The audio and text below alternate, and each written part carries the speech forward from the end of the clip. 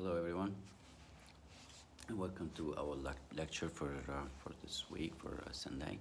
Um, Today we go back to the instruments of the orchestra, and last lecture we talked about the string instruments, the violin, viola, cello, double bass, and the harp. And all of these instruments are very important. Of course, all these instruments, minus the harp, make up about two-thirds of the orchestra. So it's a large number. Reason for that number, of course, is the projection issue, and of course these instruments are not really meant to sound really loud, and that's why we multiply the numbers of players or instruments to make up for that. So and that is why we are we've listened to or known these instruments to be in large numbers always. So we always hear the violins, and a general wording for it is violins, but of course, the string instruments is to be more specific, and of course, all these different instruments that we discussed last time. Today we get to talk about the woodwind instruments, and there are only four main instruments, and those are the flute, oboe, clarinet, and bassoon. Each of these instruments are different, and they're different in the way the sound is produced, and of course we categorize all these instruments based on how the sound is produced on these instruments. So we start with the flute, and I'm hoping that you guys are still watching the video of the Young Person's Guide to the Orchestra. I've received many positive feedbacks for these pieces. Some of you can actually get to like it, and I personally like this piece because it's simple and it really has a very clear way of showing you the different instruments or sections. So it helps a lot that you watch those videos or that work and actually with our videos and handouts. So for the flute is held sideways, so it's always held that way, and the sound is produced by blowing air through a mouthpiece, and the vibration happens, and with that you get to see that the sound is produced. The instrument of the flute, or the flute in general, used to be made of bones. It's a primitive instrument, so it used to be made of bones, ivory, and of course, modern days we resort into actually having those instruments made, or that flute or the flute family made of metal, for even more projection and more finesse and sound. There are many different sizes for that instrument, so it varies in sizes, but there is a standard size. That's the one you always see in the orchestra, and also the other size that's used in the orchestra is called a piccolo. A piccolo is a really tiny flute. It's a really small one, and it's held also still sideways, but it sounds really up high. It's probably, and for sure is the loudest and the most heard instrument. So there is only one piccolo in the orchestra, where there are always going to be two flutes in the orchestra. And of course I'm talking about the standards that you'll see in symphonies, and you see in concerti and many works. These are the standards that composers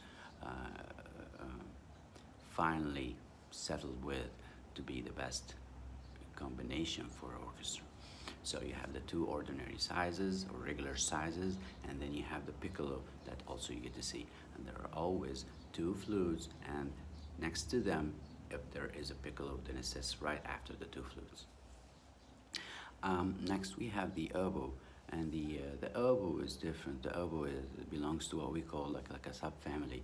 We call that a double reed instrument. That's an instrument that requires a reed to actually be placed in the instrument, and that would be the linking device between the instrument and the mouth. So the idea of a double reed is having two pieces of wood, two slivers of wood, cut to really really thin, to paper thinness, and tied from one end and free from the other end. So when you blow air into it, the two pieces of wood, they vibrate, and they make up a sound. So that airstream goes throughout the instrument and produces a sound. So the oboe is a very important instrument in the orchestra. and there are always going to be two oboes in the orchestra, and there are no various sizes in that instrument. There is only one larger sized oboe, and that we call the English horn. Same instrument, same way or same method of sound production, but it has, you know, a lower pitch. So the oboe is important as it is the instrument the orchestra tunes to. So when you get to find, you know, when get to go back to the concert halls and you come and see concerts, in the beginning of any or every concert, the orchestra sits down, and right before the conductor walks in, the oboe plays A or La for everyone in the orchestra to tune to. The reason being is that the oboe has a very nasal sound, so it has a nasal sound and it's a very steady sound, so it makes it really easy for the rest of instruments to tune to. And it's an instrument that is known to be made out of wood. There are no different variations of that instrument, but if you get to if you happen to actually get to see or watch the famous story of Peter and the Wolves, there are characters given to each and every instrument of that story. You know the story where Peter goes to visit his grandfather, and of course, you know, he walks in the woods, and he gets to meet different you know, birds and animals, and in that video, or in that, sorry, in that music, you get to see that the oboe is representing the duck. So for that, you get to hear the, you know, the similarities in character with that sound. So it has this nasal sound. It's very straightforward. Doesn't really have much of overtones to it, but it's very straight to the point. So it penetrates through the sound basically, and that's what makes it even more responsible for tuning the orchestra. And as I said, larger size is the English horn. Next we have the clarinet, and the clarinet is different now. The clarinet is not a double reed instrument, it's actually a single reed instrument. It requires one reed, and it's the same idea. It's you have one, you know, sliver of wood cut to paper thinness, but it's actually attached to the bottom of a mouthpiece, which you insert inside the mouth, and when you blow air into it, and the, you know, the reed is in the bottom part, so it actually vibrates throughout the instrument, and voila, you get a sound. Clarinet is different now. The clarinet has the most, I would say, overtones. It really has like a hovering sort of sound, and it really, you know, has a lot of characteristics and lots of coloring to it. It's an instrument that's fairly new to the scene, so it's not as old as the oboe. Probably came in later, like, you know, like 200 years after the 200 years after the oboe. But it comes in different sizes, and it's made of wood. And you have two standard sizes, the A and the B flat. Other than the two sizes that are always going to be present with the player. So if when you get to see an orchestra, there's always two players playing the clarinet, and both has two sizes of that instrument to play with. It's required to play in the orchestra with those two sizes. And if not, then you have the smallest of that family, and it is called the E flat clarinet, and also you have the bass clarinet. So two standard sizes, the A and B flat, and then you have the small one that is the E flat, and then the largest one, which is like really long, you know, and it's called the bass clarinet. A very similar instrument that came in later after the clarinet, and it's way more popular than the clarinet, is the saxophone. And it's basically the same idea and the same method, except for the material of the body of the instrument. So it's not made of wood, it's actually made of metal. All right, and it's famous because it's always in jazz, and it's been tried a lot, and I mean, composers put it into lots of trials to see if it would fit with the orchestra, but it didn't really fit much. But there are works written for the orchestra that includes the saxophone as an instrument. So classical works still have the saxophone. Saxophone just found a much better or much more room for him for that instrument to play in jazz and in other cultures as well. So you get to hear a lot of that clarinet playing in other types of music other than just classical. The last of the woodwind instruments is called the bassoon. And the bassoon, well, it's called bassoon or fagot, and fagot, it means a bundle of wood. So it's like, it's the largest in size. And here's a rule of thumb. The larger the instrument, that's a general rule. The larger the instrument, the deeper or the lower the pitch. The smaller the instrument, the higher the pitch.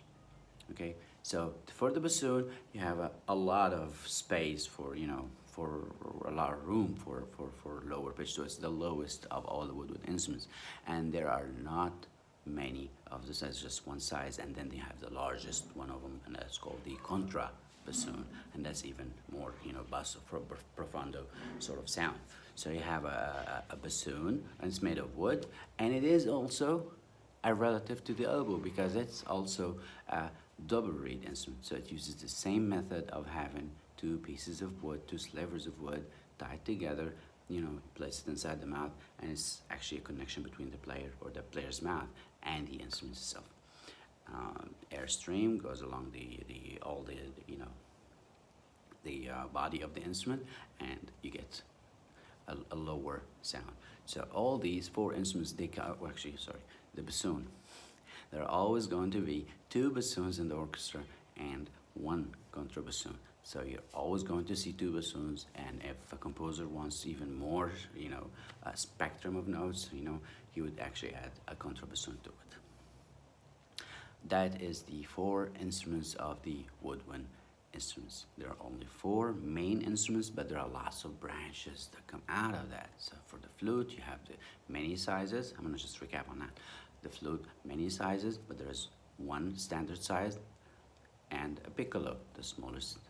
The oboe, one size. Double reed, responsible for tuning the orchestra, and larger size, and that's the English horn. The clarinet, many sizes, several sizes, but you have the A and the B flat clarinets, and those are always going to be in the orchestra. And if not, if you want to add to them, then you have the bass clarinet being the lowest, and also the E flat clarinet being the highest. Last is the bassoon, one size, okay? In the clarinet is a single reed. The bassoon, one size, double reed, and also you have the contrabassoon, belongs to that family as well. So there are only those instruments, and you're always going to see them. And again, there have been so many different instruments that have been tried in the orchestra. You probably get to see them or hear them in Renaissance music and some of the Baroque music, but then end of the Baroque to the classical, romantic, 20th century, 21st century, you're always going to see the flute, oboe, clarinet, and bassoon. Okay, that wraps it for the day, and tomorrow we're going to talk about the brass instruments and percussion instruments, and also please try to read about the conductor. All that's also in the handout. Thank you very much, and have a great day, and please let me know if there's anything I could do. If you have any questions, you can always email me, and prepare yourself for a Zoom lecture on, probably gonna be on Wednesday, but I'll make sure to let you guys know before that. And also let me know, because I've been receiving emails. Some of you, in fact, a lot of you guys actually like the idea of a recorded video, but still, we're going to have Zoom. So the university requires to have some, Zoom lectures and other, ways or methods. So let me know what you think, or what you could, I'd like to know your feedback for what you prefer to the case to be. If you would like to stay with Zoom, or if you'd like to have some Zoom and some recorded lectures, so email me and let me know.